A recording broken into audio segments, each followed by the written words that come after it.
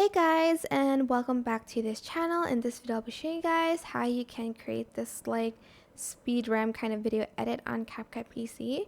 So add in your video to the timeline. I'm just going to add this video like once again, and then I am going to go to speed and I'm going to select curve. Now you'll have these options. There's like this montage one that they have. There's this here time one, there's this bullet, there's this jump, there's flash in, and there's like flash out.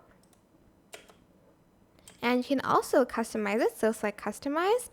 And for instance, you want to make it first like faster to slow, so move this up to make it fast.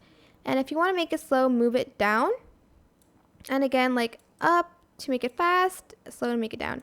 You can also move it one by one, like the dot here. You can even add one by pressing the plus button right here.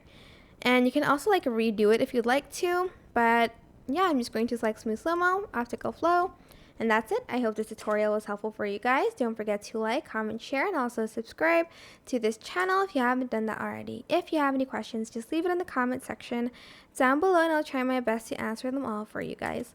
And if you found this video helpful, please click the thanks button above the description box down below. Thank you so much for watching. Bye!